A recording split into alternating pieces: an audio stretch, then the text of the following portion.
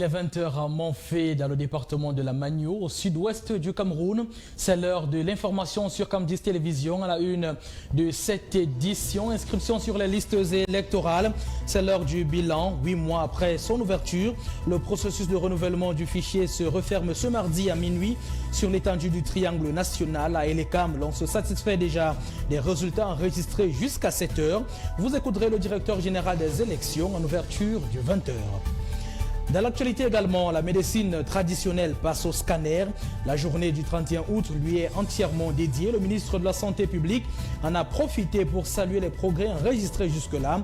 Le docteur Manaouda Malachi présente les grands axes de la professionnalisation de ce secteur dans quelques minutes. Et vers la fin de ce journal, nous irons recueillir les dernières nouvelles de Tinga.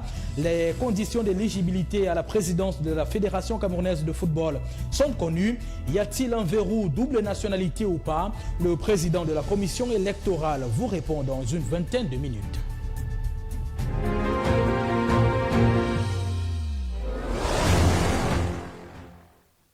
Madame, bonsoir. Monsieur, bonsoir. Heureux de vous savoir nombreux à nous regarder ce soir. Inscription sur les listes électorales, c'est l'heure du bilan. À l'antenne Elekam de l'arrondissement de Yaoundé 1er, l'on se satisfait du bilan enregistré jusqu'ici. 1795 personnes ont été inscrites sur les listes électorales depuis le début de l'année. C'est 100% des résultats obtenus par rapport aux objectifs selon les responsables rencontrés là-bas par Claude Maillot. Passer outre les formalités pour obtenir son droit de vote, ce même à la dernière minute. Pour Olivier Ombalangassa, c'est une nécessité. Il est important pour chaque citoyen camerounais d'être inscrit sur les listes électorales parce que nous devons chacun prendre une part active à la vie politique de la nation. Je ne venais pas parce que je me disais que je n'avais pas assez de temps. Mais là, je suis arrivé, j'ai trouvé que le service se fait avec une célérité vraiment appréciable. Le jeune entrepreneur se compte parmi les 1795 électeurs inscrits dans cette antenne d'Elections Cameroun. Comme bilan, le bilan est très positif à l'antenne communale de Yaoundé 1er. L'année dernière, vraiment, comme avec le coronavirus, on a inscrit seulement en poste fixe.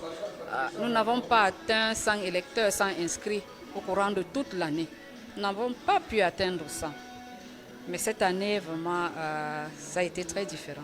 Des chiffres largement au-dessus de la moyenne grâce à un travail de longue haleine. Nous avons commencé les inscriptions en poste fixe, c'est-à-dire seulement à l'antenne communale de Yaoundé 1er. Le directeur général a vu que les chiffres ne suivaient pas, ne décollaient pas et il nous a instruit d'aller sur le terrain. Donc nous avons commencé à aller en poste fixe, en poste avancé sur le terrain. Donc à aller vers les électeurs parce qu'on s'est rendu compte que les populations se déplacent difficilement pour venir dans nos bureaux pour inscrire. Mais les objectifs fixés par la hiérarchie à Yaoundé 1er ont été largement atteints. Dès minuit, les différents centres d'enrôlement seront clos. La distribution des cartes, quant à elle, se fera dès le mois de décembre prochain. Comme à Yaoundé 1er, les résultats enregistrés dans les antennes d'Elekam à travers le pays sont globalement satisfaisants. Le directeur général des élections évalue à 117% le niveau de réalisation des objectifs de l'année 2021. Voici un extrait de déclaration de Eric Essoussé sélectionné par Linda Abenvondor. D'abord, la satisfaction d'avoir tenu le pari jusqu'au 31 août 2021, comme vous le constatez. En même temps d'avoir vu beaucoup d'enthousiasme de la part de nos équipes sur le terrain et aussi des électeurs. On a commencé au mois d'avril à aller maintenant sur le terrain quand on a vu que la maladie, le Covid commence à refluer. On a commencé à descendre sur le terrain pour pouvoir ratisser l'âge. Partout, il y avait le regroupement des personnes pour inscrire les électeurs. Donc nous pouvons dire franchement que nous sommes satisfaits. Et je pense que nous vous ferons le point de manière plus précise après le 31, quand nous aurons commencé à faire le toilettage des inscrits.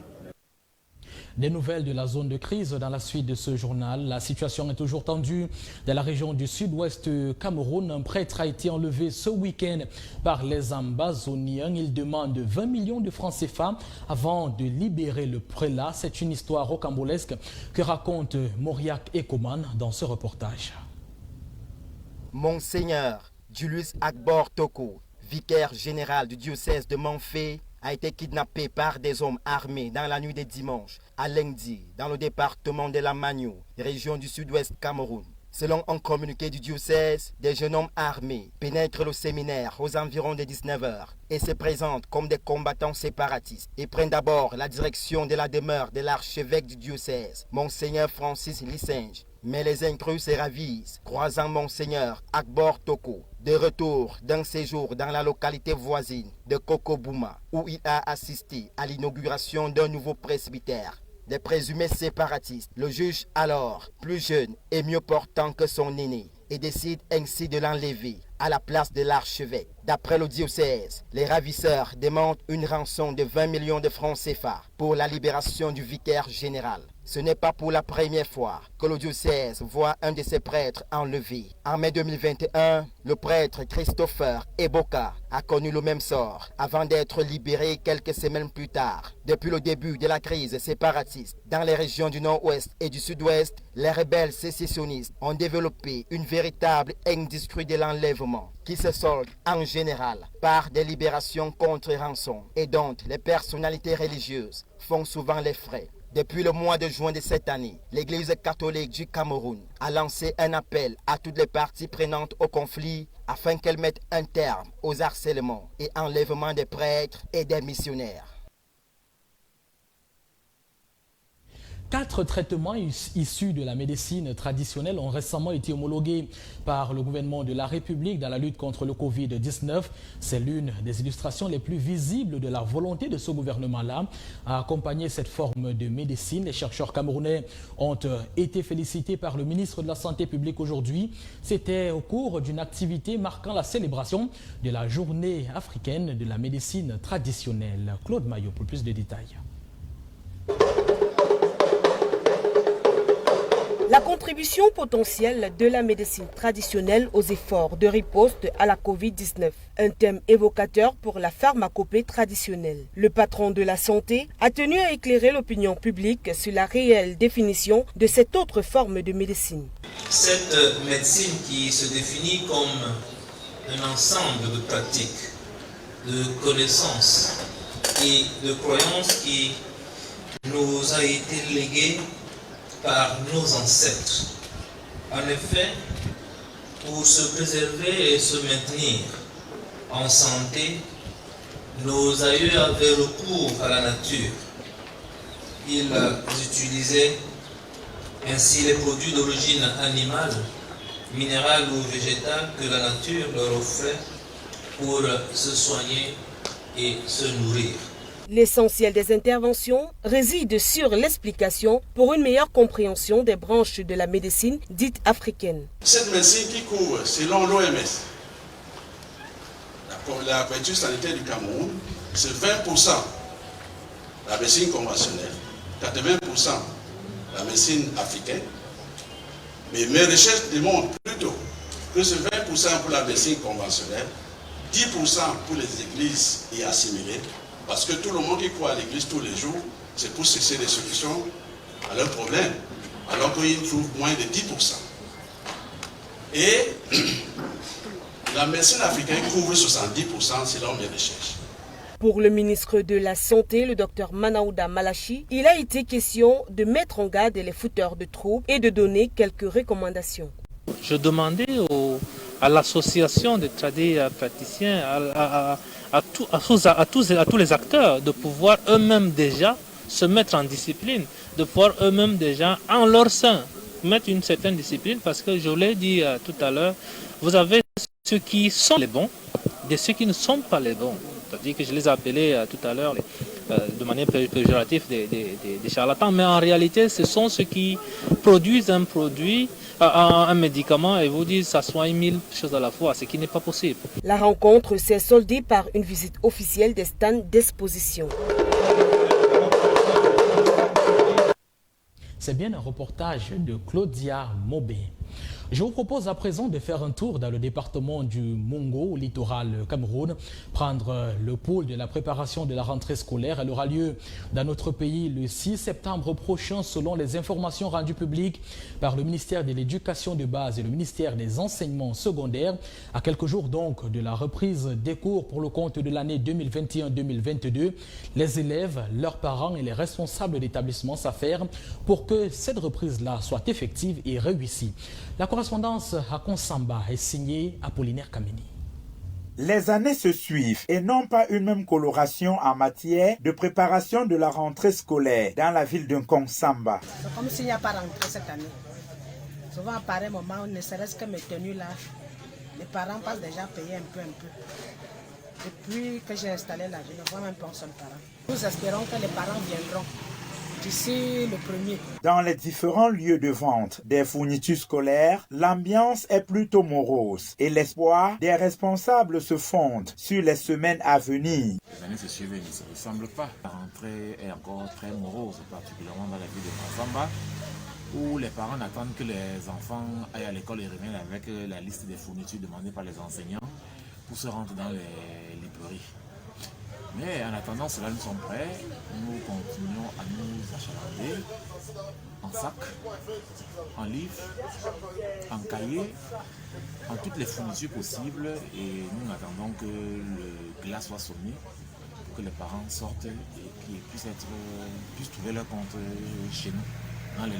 Côté parents, un doigt accusateur reste pointé sur les difficultés financières qui demeurent un frein dans la préparation de la rentrée scolaire projetée le 6 septembre prochain. En dépit de tout, les élèves vont renouer avec le chemin de l'école le jour dit, malgré les préparatifs d'une rentrée scolaire timide dans la ville de Konsamba, chef-lieu du département du Mongo. Sport, le complexe sportif d'Olembe sera définitivement prêt à abriter les rencontres de la Coupe d'Afrique des Nations Total Énergie Cameroun 2021. Le ministre des Sports et de l'Éducation physique en a eu le cœur net hier. Le professeur Narcisse Molekombi a effectué une énième visite sur ces installations à quelques jours du match Cameroun-Malawi qui servira de test grandeur nature. Junior Sosos était à sa suite. Voici son compte rendu. Le 3 septembre prochain, les projecteurs de curiosité seront braqués sur le stade d'Olembe. L'infrastructure a un rendez-vous avec l'histoire. Il abritera son tout premier match officiel. Pour s'assurer de la réussite de ce test de fonctionnalité sportive, le ministre des Sports, le professeur Narcisse Molekombi, a présidé une réunion préparatoire regroupant tous les acteurs de l'ensemble des secteurs concernés. Nous tenons une réunion préparatoire de la toute première rencontre appelée à se jouer pour la toute première fois sur l'aire de jeu du stade principal du complexe d'Olembe et impliquant pour la toute première fois la sélection nationale fanion de football, les Lions indomptables. Lors de cette réunion, le ministre a insisté sur le travail continu de chaque partie prenante ainsi que sur les efforts qui devraient être consentis par tous pour élever les préparatifs de ce match au niveau des attentes sur le plan international. Capitaliser toutes les observations faites au cours des présentes assises en vue d'améliorer les dispositions déjà prises ou à prendre en vue du bon déroulement de la rencontre de Yaoundé au stade principal d'Olembe dans le cadre de ce premier match qui servira en même temps de match test. Tour à tour, chaque secteur a présenté avec précision son degré de préparation pour la réussite de ce match. Satisfait des interventions de tout un chacun, le ministre des Sports, le professeur Narcisse Molekombi, pouvait avoir le cœur net sur la tenue effective de cette rencontre au stade Omnisport d'Olembe ce 3 septembre. Toutes les dispositions ont été prises pour servir au monde cet événement historique qui malheureusement, pour des raisons sanitaires, se déroulera à huis clos. Je vous le disais hier, le processus d'élection des responsables de la Fédération camerounaise de football est enclenché. Les candidats à la présidence de la FECAFOOT devront respecter un certain nombre de dispositions légales. Elles ont été présentées hier par la commission électorale de la FECAFOOT. Voici quelques-unes des conditions présentées dans ce reportage de Junior Sosos. Les prétendants au poste de président de la Fédération camerounaise de football et des différentes ligues sont désormais situés sur les conditions à respecter pour faire partie des candidats aux prochaines élections. Le président de la commission électorale, Gilbert Schlick, au cours d'un point de presse donné ce lundi 30 août 2021 au siège de la Fédération camerounaise de football, a répondu aux interrogations liées aux conditions d'éligibilité des candidats aux prochaines élections. Il est question tout d'abord de déterminer les clubs éligibles au processus électoral, c'est-à-dire ayant qualité pour participer aux élections dans les ligues départementales. Nous tenons d'abord à préciser que suivant les dispositions des statuts et règlements adoptés de la FECAFOOT, les clubs appelés à prendre part au processus électoral prévu en 2021 doivent être affiliés et avoir participé aux compétitions de la saison sportive 2020-2021, sans avoir été déclaré forfait général par une décision définitive d'un organe juridictionnel. Dans la même lancée, Gilbert Schlick n'a pas manqué d'éclairer l'opinion publique sur le sujet de la double nationalité qui fait les chaudras de la presse camerounaise depuis quelques années. Les conditions à remplir sont très clairement énumérés dans les différents tests qui encadrent ce processus électoral. Donc, quiconque veut être candidat doit obligatoirement remplir ces conditions. Et nulle part, il ne figure qu'il faut avoir une nationalité étrangère. Et on n'acceptera pas non plus qu'un individu dont il est prouvé qu'il a une nationalité étrangère puisse postuler, peut-être au poste de président ou de vice-président, autre chose, non. C'est un processus purement camerounais et c'est réservé aux Camerounais. Après les récents travaux sur l'adoption des textes devant encadrer les prochaines élections, il était question pour le président de la commission électorale de se rassurer que tout s'est passé dans les règles de l'art afin d'élire un nouveau président à la tête de la FECAFOOT en toute transparence. Les textes adoptés, il ne manque plus que l'officialisation de toutes les candidatures. Ainsi, le bal de la campagne électorale sera ouvert. Ce point de presse de la Fédération camerounaise de football a donné lieu à un certain nombre d'interrogations sur la question de la double nationalité. La rédaction de Camdis TV a voulu voir ce que pensent les Camerounais de cette notion complexe. Ils se sont exprimés pour la majorité au micro de notre reporter Yves Abanda. Il a recueilli certains avis de la capitale de notre pays. Regardez plutôt. Le politique doit instrumentaliser la nationalité en fonction de ses intérêts. Quand c'est pour les gloires sportives, on utilise les Camerounais qui ont été formés ailleurs. On demande de devenir jeunes pour la nation camerounaise. Mais quand c'est pour la politique, c'est pour intégrer une fonction dans l'administration camerounaise, donc on présente la binationalité donc comme une sorte de barrière. Et cela c'est une injustice parce que qu'on soit américain, qu'on soit français, on garde une culture d'origine, qui est la culture camerounaise. C'est-à-dire que vous remarquerez que, comme je disais tantôt, lors de la célébration de nos fêtes, le Camerounais de l'étranger s'habille et consomme les mets camerounais. Donc, la binationalité n'est qu'un papier qu'on peut déchirer. Pour la binationalité, le monde parle de la mondialisation, on ne peut pas rester dans un cercle fermé. Quand vous sollicitez, par exemple, on ne prend que le cas de la FECAFOOT. Moi, je me dis que c'est la loi, ce n'est pas la FECAFOOT. Mais concernant ce cas, quand les autres viennent défendre les couleurs, on ne voit pas cette histoire de binationalité. Mais du moment où on n'a plus besoin de leur service, ils sollicitent le service de quelqu'un d'autre, on pose donc ce problème. Vous voyez donc que c'est à peu près comme un piège. C'est dans ce sens que je trouve que c'est injuste. Vous ne citez que le cas de Eto'o, un monsieur qui a défendu les couleurs en tant que capitaine même par moment de l'équipe nationale. Il était binational. Maintenant, quand il cherche à être candidat à la FECAFOOT, on pose donc cette loi.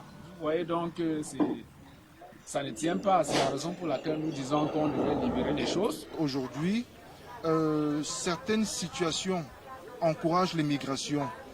Je vais parler de la jeunesse qui souvent est en quête, n'est-ce pas, de soutien, qui ne trouve pas ce soutien au niveau local et qui est obligé, n'est-ce pas, de s'extravertir, n'est-ce pas, vers d'autres horizons pour trouver des solutions, ce qui d'ailleurs est légitime. Mais maintenant, il ne faut pas perdre de vue le fait que nous venons dans ce monde par une nationalité et ce n'est pas un fait du hasard. Donc il est à mon sens capital et très important de veiller sur cela parce que à mon sens c'est sacré. La nationalité n'est pas un jeu, c'est quelque chose de sacré. Alors et si on prend le risque, j'appelle cela un risque parce que justement il s'agit bien de cela, si on prend le risque, n'est-ce pas, de signer une autre nationalité, il faudra bien accepter d'assumer les conséquences. Vous l'imaginez certainement, c'est le début d'un feuilleton parti pour durer longtemps lorsqu'on connaît l'histoire des élections à la tête de la FECAFOOT. Les premiers candidats à cette élection justement sont connus. Emmanuel Mabouan Kessa, qui est l'un d'eux, l'international camerounais, ancien lion et notable attaquant de la sélection de notre pays, a présenté les grands axes de son programme hier. C'était devant la presse rassemblée du côté de Bastos, dans la ville de Yaoundé. Morceau choisi, sélectionné par Claude Maillot. Donc je vous reçois, comme je dis, à la maison du footballeur parce que c'est l'union des footballeurs amateurs et professionnels du Cameroun. Et 90 minutes chrono d'échange avec la presse camerounaise. Le temps que dure un match de football pour marteler sa ferme conviction de redynamiser le milieu footballistique. Je me représente une fois de plus comme candidat à la présidence de la FECAFOOT. Après 2, sinon 3 mandats brigués à la tête de la Fédération camerounaise de football, l'homme aux 350 transferts mise sur son parcours. Depuis ma jeunesse, j'ai toujours été président d'un club. Même quand je jouais dans les Lions Indomptables, j'avais toujours un petit club que j'entretenais au quartier. Pas les interquartiers, mais je dis bien club. Mais après le foot, j'ai été manager. Aujourd'hui, je suis breveté d'État et entraîneur UEFA. Bien avant les hostilités du 11 décembre prochain, Pelé et ses avocats s'attellent à faire rétablir la justice au regard du préjudice commis à plusieurs clubs. Monsieur Mabouan Kessa reproche ce qu'il a reproché dans cette fameuse requête à Monsieur le Président de la FECAFOOT. C'est-à-dire qu'il soupçonne et qu'il a la preuve que dans la liste publiée de presque 450 clubs départementaux appelés à prendre part aux assemblées générales départementales, il y a des clubs qui ne remplissent pas les conditions fixées par les textes de la FECAFOOT, qu'il y a des clubs qui n'ont pas de licence, qu'il y a des clubs qui ne répondent pas aux exigences de la FIFA en la matière. Et ils se fondent principalement sur une liste, un document produit par la FIFA. Cette liste, elle n'est pas modifiable par la FECAFOOT. Elle est contrôlée par la FIFA. Loin d'être un affront, mais une mise au point, l'a-t-il souligné au passage. L'ancien attaquant des Lions Indomptables n'a qu'un rêve, celui de retrouver le milieu du ballon rond comme il y a 30 ans. Refermons définitivement cette page FECAFOOT avec des informations sur la deuxième division. Le tirage au sort s'est déroulé hier, ici même à la Fédération camerounaise de football à Yaoundé. C'était présidé par le secrétaire général Parfait Siki en présence de quelques responsables de club. Le compte rendu de cette cérémonie avec William Stabi, le reporter de Camdis TV. À l'issue de la cérémonie de tirage au sort des interpools nationaux de football 2021, pour qualifier 3 clubs au championnat de football élite tout pour la saison 2021-2022, 7 des 10 clubs qualifiés connaissent déjà leurs adversaires. Pour l'heure, 3 clubs contestent les résultats obtenus lors des championnats régionaux. La compétition devrait commencer une fois que les voies de recours seront épuisées. On a un contentieux dans le sud, on en a un à l'est, je crois qu'il y a un autre dans le centre aussi. Ça fait 3 régions, donc pour que les 10 clubs soient complets. Et donc nous souhaitons que ce contentieux soit d'abord vidé avant de procéder au lancement officiel du tournoi Interpool. On a un calendrier qui est disponible. Nous n'avons pas encore les programmations parce qu'il y a des recours qui ont été introduits par 3 régions. Donc on n'a pas encore toutes les équipes qui doivent participer aux Interpools. Le directeur sportif de Besta Academy de Limbé s'est dit satisfait. Mes sentiments sont les meilleurs et vous saviez aussi, je vais vous dire que Besta, le président fondateur est de l'Ouest. Si cette année, les dieux ont voulu que Besta vienne à l'Ouest avant de monter, ça ne peut être qu'une bonne chose pour moi. Il existe tout de même quelques regrets. J'aurais aimé que les 2 équipes du Nord-Ouest et du Sud-Ouest accèdent en Ligue 2, mais le tirage n'a pas permis parce que les 2 équipes vont se confronter. Donc au finish, il y aura seulement une seule équipe de la zone anglophone en Ligue 2 cette année.